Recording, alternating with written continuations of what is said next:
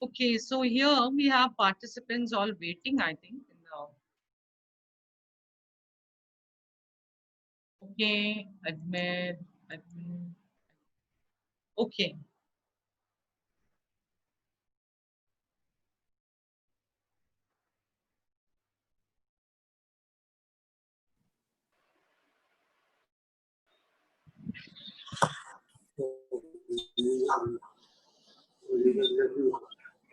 Om Namo Narayana. Okay, I hope this connection will be better.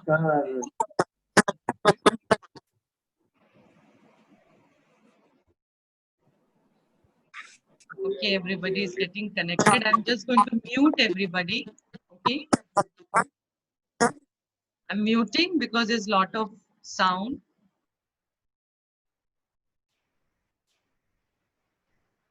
Okay, okay.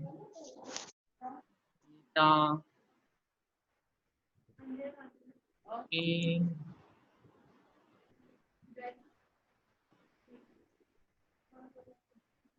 Okay, just give me a minute. I'll just mute a few people.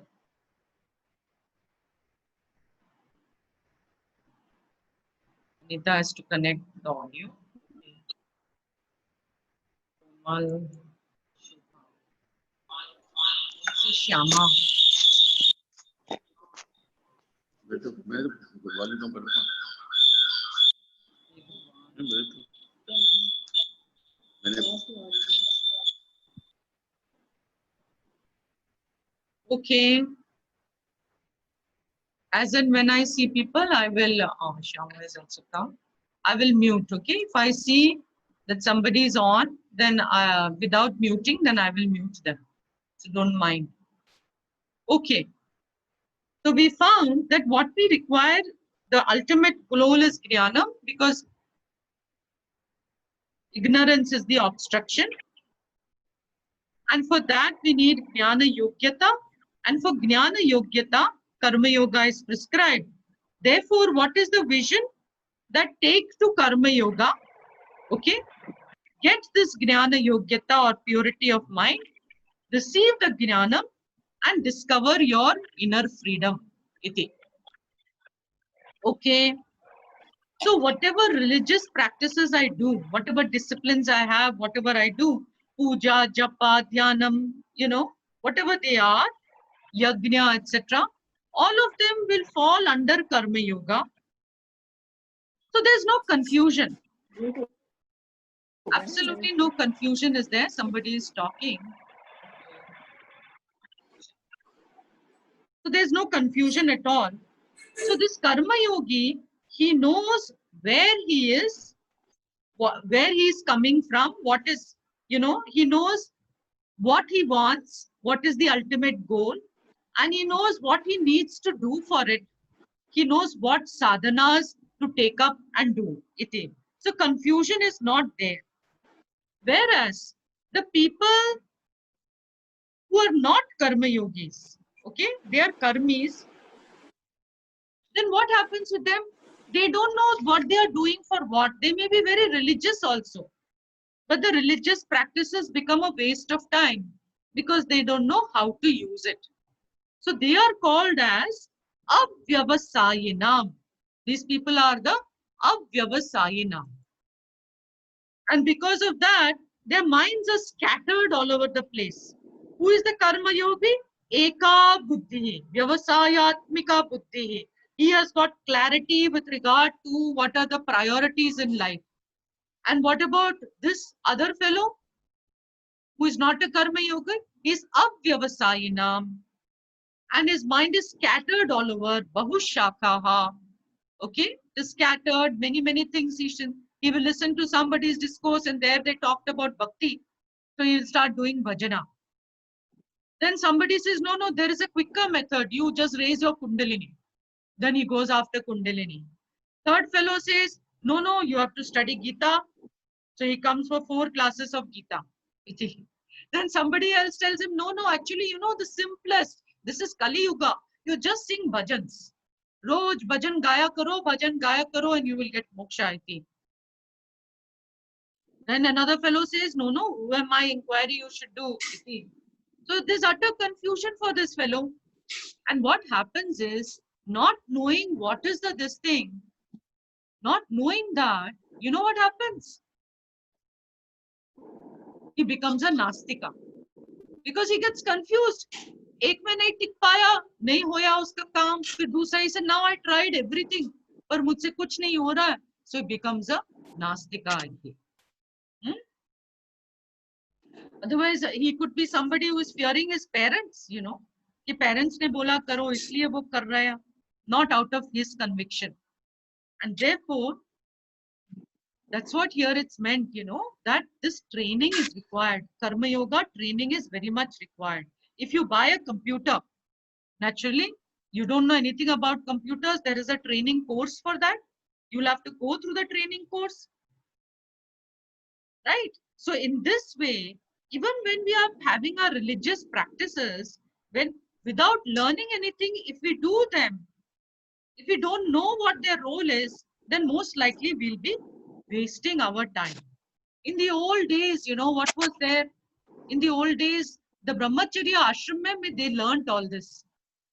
They were able to learn what is what. Iti. So, such a person, Bahushakaha, he has got countless notions, iti Bahushaka and Ananta, many different types of thinking he has got with reference to his Karma Yoga. With reference to how disciplines and what they are and what is the goal, etc. He doesn't know. Iti.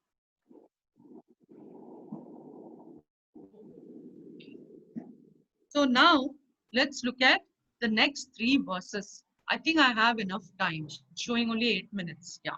Okay.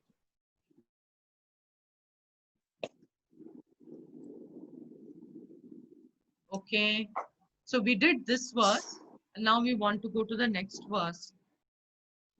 Give me a screen, yeah, by which I can go to the next verse. Okay.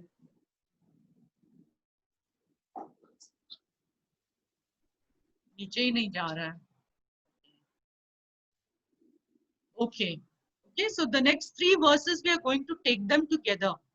Yamimam pushpitam vacham pravadantya vipaschitaha vedavadaratav partha nanyadastiti vadinaha kamatmanas swargaparaha janma karma phalapradam kriya vishesha bahula भोगैश्वर्य गतिम प्रति भोगैश्वर्य प्रसक्तानां तयापहृत चेतसाम व्यवसायात्मिका बुद्धिः समाधौ न विधीयते. So now the meaning I've taken from different portion, you know, mixed up the whole verse, and the meaning is like this. O Arjuna, avipaschitaha. I don't know if you can see the screen, you know. So I've kept the screen on for you. O Arjuna, he Partha, avipaschitaha, the unintelligent ones. Who are they? Vedavadarataha. They are totally enamored by the ritualistic portion of the Vedas, the Karma Kanda, which is for all Sakama Karma iti. Okay, they are enamored of Sakama Karma. They want to do these ritualistic portions to fulfill all their desires. And these Vedavadarataha, they are the votaries of heaven. They always talk about going to heaven. You do this ritual, you will get so much punya, you will go to heaven, etc. And they will say, na asti anyat. There is nothing else. You have to do only this. Nothing else to be done. Iti. And who are they? They're full of desires. Kamatmanaha. And they speak such flowery words. You know, Pravadanti, they speak. Ya Imam Pushpitam Vacham, very flowery words, which are Kriya Vishesha Bahulam, which are full of, you know, these specific rituals. They're talking about that. And what are those rituals for? They are Bhogaishwarya Gatim Prati. They are for attaining pleasure and power. But what do they lead you to? They lead you to Janma Karma Phala Pradam. They lead you to further births. from the result of actions, and therefore clear, firm understanding, vyavasayatmika buddhi, clear, firm understanding, na vidiyate, doesn't take place in their mind. Okay? What is mind? Samadhav. For whom? Bhogaishwarya prasaktanam. For those who are attached to pleasure and power, Bhogaishwarya prasaktanam, whose minds are carried away by those words, apahrita chetasam. This is a long spelling, I'm sorry. Okay, for them, this is wrong spelling. Okay, it should be apahrita chetasam. Okay, so in these verses, Krishna is strongly criticizing. Okay, very, very strongly he is criticizing those people who are very confused, who don't have any clarity regarding moksha being the ultimate goal, who are not karma yogis. And let's give them a name, who are karmis. Okay, who are people who are karmis. Karmis are only people who do karma, who do actions. They don't have yoga buddhi towards the karma, right? They don't have an attitude towards the karma. So to understand these three verses, we need a little background, which we'll do in detail later, but in brief, I'm going to tell you now. So three type of human activities are there: Satvika karma, Rajasa karma, and Tamasa karma. According to Krishna, Satvika karmas are those which will benefit the maximum number of people, which we normally call as selfless action. Means it takes into the account the welfare and well-being of everybody. It takes care of other people basically. Okay, it's not self-centered, non-self-centered actions, more or less selfless actions. So these are called as Satvika karma. The second type is Rajasa karma. And Rajasa karma are which are very self-centered. They don't, self-centered karmas where the people don't particularly care about the others. It should be mera benefit hona chahiye isme other. Whether others are benefited or harmed, they don't particularly care. So this is called a selfish action or Rajasa karma. Third type of action is called Tamasa karma. Tamasa karma is the karma where the person, he doesn't care if the other person gets hurt. So for the sake of fulfilling his selfish ends, he will not hesitate even to hurt people. So these are krura karmani. You know, he by hurting others, he will get what he wants. So these are called as tamasa karmas. So selfless actions, selfish actions, and hurtful actions. Okay. Now, Karma Yoga is the sake of inner growth, for the sake of inner growth. So, in terms of growth of an individual, what is the contribution of these three types of action? In the growth of individual, how is it going to contribute? Our scriptures point out that Satvika karmas, they contribute to inner growth of the human being. The primary benefit of Satvika karma is inner growth, which we call as purity, which gives Jnana Yogyata. It will give you purity. They may give other benefits like material benefits also. But primarily, they will produce inner growth. And as a byproduct, you will get some material benefit also. A good example for us in our country is Narendra Modi. Narendra Modi's actions are Satvika karma. Then we have to Rajasa karma. They also contribute to the growth of the person, but the proportion is very different because Rajasa karmani are all for the own actions. They primarily contribute to the outer material growth of the person. So he may accomplish a lot in the material sense, but his inner growth will be very, very small comparatively. Iti. Okay? Contribution is minimal. So any example that you can give? Think of some example and tell me. Okay? Then you have the third type of karma, which is tamasa karma. So this is for a person is harming another person, right? He's causing harm and getting gain for himself. So he gets material benefit. Corruption, scams, cheating,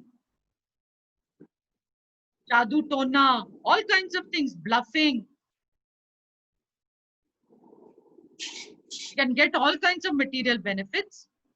It will contribute, may contribute to his external achievement.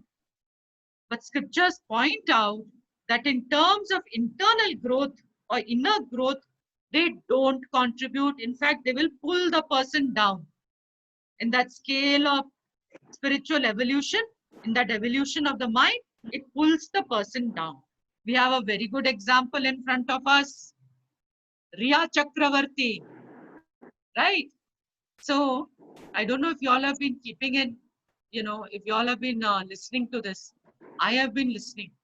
So, our Riya Chakravarti is a good example of Tamasa Karma. So, Satvika Karma predominantly contributes to inner growth. Rajasa Karma predominantly contributes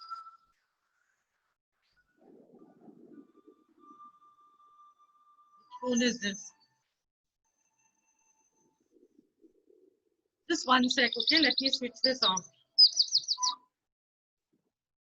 and put it on do not disturb. Okay.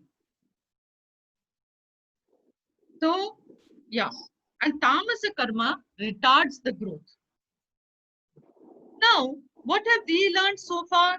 That the real peace and happiness that a person primarily wants, okay? The real peace and happiness, it depends on inner growth alone. It doesn't depend on external growth. External growth, yes, it will give some type of joy and peace, but it is very temporary. But the primary contribution to peace and joy is contributed by inner growth. Okay.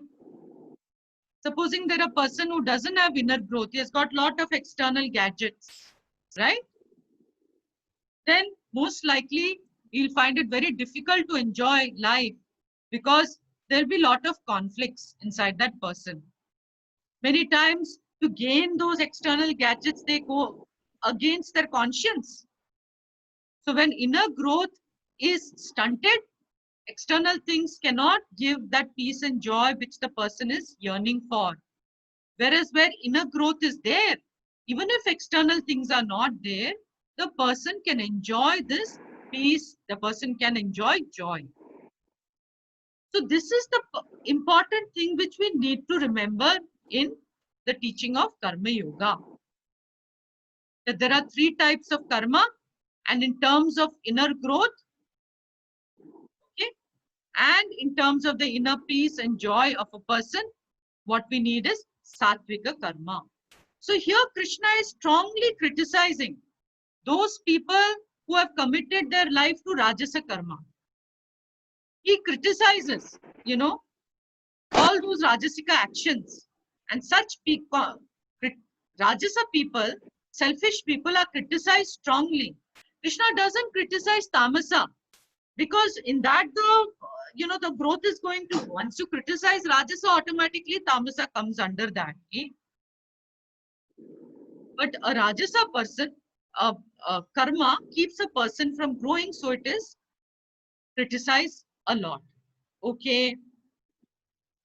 So we'll have to take the words from all the three verses. Okay.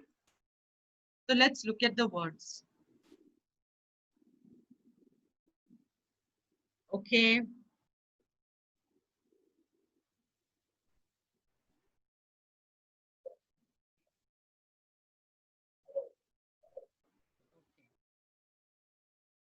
So first he says, these are selfish come materialistic people. What are they? Avipaschitaha.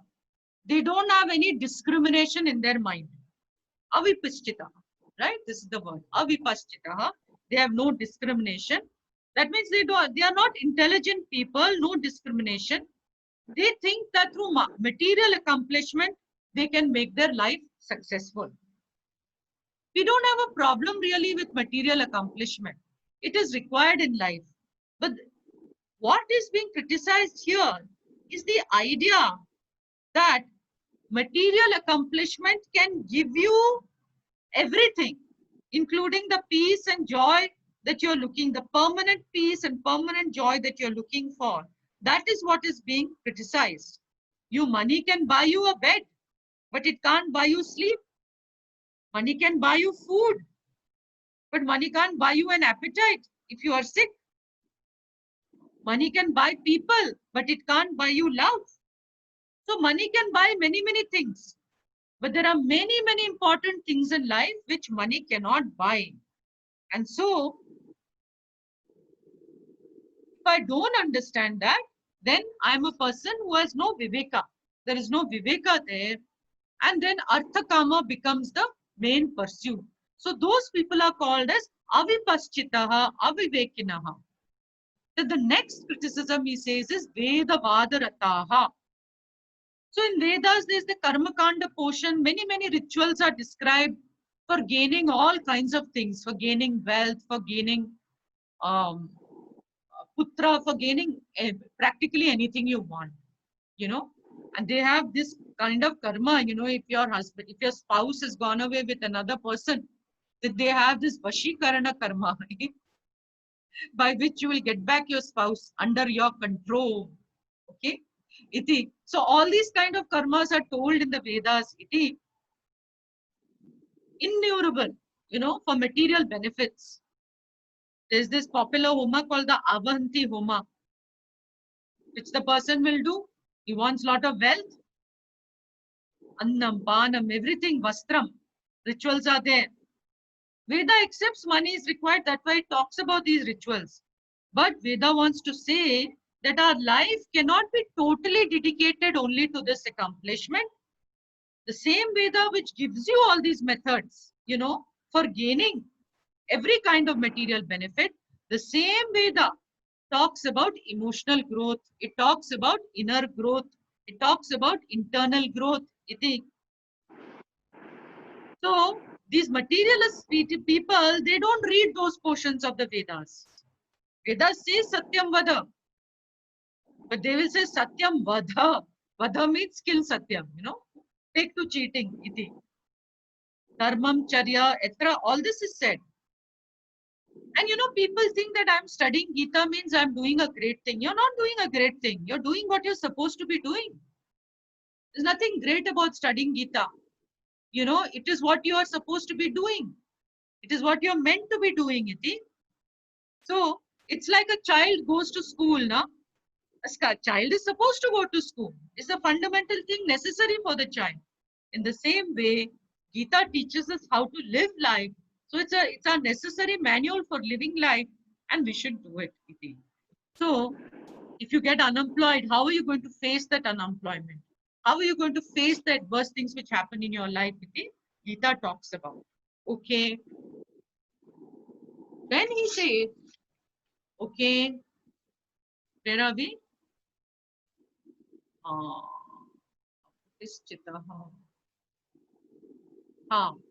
Na anyadasti iti vadinaha. Who are they? They say that there is nothing else. Iti. You know, we people who are studying Vedanta, we talk about life, we talk about mortality, we talk about ethics, we talk about God, we talk about religion, we talk about seva. Okay? But those people are not interested in any of that. They think life is only khao, piyo, maja karo. Iti. So, na anya dasti iti. There's nothing else in life. Khao, piyo, maja karo. Iti. So, Shastra in some other place really criticizes them and calls them pramudha. Mudha means fool. Pramudha means a really good fool, you know. The one, a filtered fool, iti. And then what are they? They are kamatmanaha. Kamatmanaha. The ones who are the very embodiment of desire, materialistic desire. Kamatmanaha iti. They are after all kinds of sensory pleasure. Pleasure is not really the criticized, but the predominance, the priority that you give to it in your life, that is being criticized. Iti. If it is at the cost of inner growth, then it is criticized. Iti. So kama atma hana. What does kama do? It destroys. It destroys the inner growth of the person. Iti. If too much predominance is given to it. Okay. And these people, therefore, what are they? Because they are kamatmanaha. They are swarga paraha. They are the ones who want to go to heaven. You want to go to a place which is full of pleasure. Nowadays, Swargapara, another word for Swargapara is America. Everybody wants to go to America. All the children, they drift off to America. You know, they all want to pass their exams and go there because everything is great over there. Roads are fine, job is good, money is good, pleasures are good, everything is good over there. For Swarga, the first qualification is you have to die. To go to America, इस तरह की qualification नहीं है. So इस तरह से Krishna gives all these qualities of the Rajasa people, okay, who can never become karma yogis. Pravadanti. Not only they are selfish, they spread their philosophy to everybody. So if you want to go to Gita class, they will say, hey, why are you going to Gita? Where is, to Monica especially, वो तो छोटी है ना, तो मोनिका को बोलेंगे क्यों Gita class में जा रही हो? अरे घर में कुछ प्रॉब्लम है? अरे गीता क्लास में क्यों जाना है? अरे रिटायरमेंट के बाद जाओ, वो तो अभी बच्चों को बड़ा करना है, बड़ा करके वो लोग की शादी वादी होने के बाद you go for Gita class. अभी क्यों जा रहे हैं? इति you don't have to go now itself. What is wrong with you? Iti. Now you hear that from one person, second person, third person, all your friends are saying the same thing. What will happen? You may join along with them. Iti. So, these people, they spread their philosophy unasked. Okay? So Krishna says that avoid friendship of such people, iti, because their talking is like a bait, you know. Machi ko aap bait do. You give the machi the bait and the machi is caught, right? And you will get that machi. Iti. So this kind of talk that they do, it becomes a bait for the satsangis and they may fall for it. They may be tempted by it, by this very flowery speech. Pushpitam vacham iti. Then what is the Pushpitam vacham, which are talking about many projects and many, you know, many things to be done and many ambitions and put money in this project and do in that project. Kriya Vishesha Bahulam. Saturated with action so that finally they have no time at all for coming to Gita and studying about Gita. Iti. Saturday, Sunday also they become very busy, right? And therefore they're not able to drop anything, they work. But then where is all this going to get them? Janma karma phala pradam. It takes them. Is it going to get them freedom? Is it going to make them discover their inner freedom? No. It only makes them come back to the cycle of birth and death. Janma karma phala pradam. They do not know that one action will lead to another and you will just get sucked from one action to the other into the whirlpool of action and you will go round and round in that they don't know, and they get like Abhimanyu. They get into it and they don't know how to get on. Many people will say, you know, I'm so involved, you know, so I want to come to class, but I'm not able to come to class. I'm not able to do that. Okay? The person is in a chakra and he doesn't know how to get into. So Gita says that you do action. It's not opposed to action at all. In fact, you must do action. But gradually you need to know how also to dedicate yourself to something higher. So the person will grow. He grows into this. He does the action, he grows, and then he gets out of action. So whether a person physically renounces or not, the person should be able to get out. Iti. See, if I myself get out, it's good. But if Yamadharma comes and takes me out, then no. Iti. So we should know how to get out. So people, what do? They do actions not for purity of mind, you know. They will prescribe activities. They'll say Devi ka jagran karna chahiye. But the Devi ka jagran is not for purity of mind. The Devi ka jagran is so that I will get this and that. Iti. So what is their goal? Bhoga Aishwarya Prasaktanam. Their goal is only Bhoga and Aishwarya. There's only pleasure and power they want. Iti. And so they'll tell you, you know, you go to temple on 7 Fridays or you go on 3 Paurnamis, then you will get all the things that you desire. Right? So Bhoga and Aishwarya is all that they want. Iti. So what will happen to them? Bhoga Aishwarya Prasaktanam. They get totally attached to Arthakama and therefore Tayapahrita Chetasam. Therefore, their Chetasam, their mind is completely and totally carried away. And what happens? They may even take to adharma. The person may even take to adharma because the desires become so compelling that I must fulfill it anyhow. And then the person may take to adharma also. So their sense of conscience, you know, all of us have a conscience, that also gets suppressed. It goes, you know, and therefore they can get completely taken away.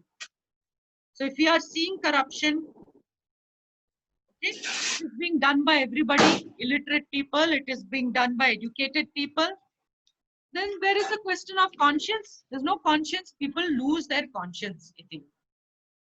Old days they talked about punya and papam. Today, and that stopped them from doing adharma. But today, maybe people don't believe in punya and papam. You look at the Mumbai police, who is looking at this case. They don't believe in punya and papam. Everything is being suppressed. People are being murdered right, left, and center. And the police is aiding and abetting, tampering with evidence. Iti. So they don't believe in any kind of punya papam. Iti. So this is the kind of life. And so for them, vyavasayatmika buddhi na vidhiyate. There is no clarity of the purpose of life. There is no clarity about values. There is no clarity about the attitudes with which to live life. There's nothing in their mind, Iti. They don't have it. You know, there's no clear thinking in their mind at all. Right? And so in this way, Krishna criticizes these very selfish, materialistic people who can never become karma yogis. So in the next one, we will again be seeing about who can be a karma yogi. That we'll see next time. Okay. With that, we conclude this session. There were a lot of disturbances. I'm sorry for that. Anyway, with that, we conclude. Om Tat Sat. Om Swasti Prajabhya Paripalayantam Nyayena Margena Mahim Mahisha Go Brahmanebhya Shubhamastu Nityam Loka Samasta Sukhino Bhavantu Kale Varshatu Parjanyah Prithvi Sasya Shalini Desho Yang Shobharahitaha Brahmana Santu Nirbhaya Om Sarvesham Swastir Bhavatu Sarvesham Shantir Bhavatu Sarvesham Purnam Bhavatu Sarvesham Mangalam Bhavatu Sarve Bhavantu Sukhinaha Sarve Santu Niramayaha Sarve Bhadrani Pashyantu Ma Kaschit Dukkha Bhaved Asato Ma Satgamaya Tamaso Ma Jyotirgamaya Mrityorma Amritam Gamaya Om Purnamadav Purnamidam Purnat Purnamudachyate Purnasya Purnamadaya Purnamevavashishyate Om Shanti Shanti Shanti Harihi Om Shri Gurubhyo Namaha Harihi Om. And tomorrow is a holiday for me. Okay, I'm not going to take any class, nothing. I'm not gone to Rishikesh, but I would like to take it on. So with that, we conclude, and we'll have chanting classes as before. As every week we have the same chanting classes will go on. Okay, Om Tat Sat.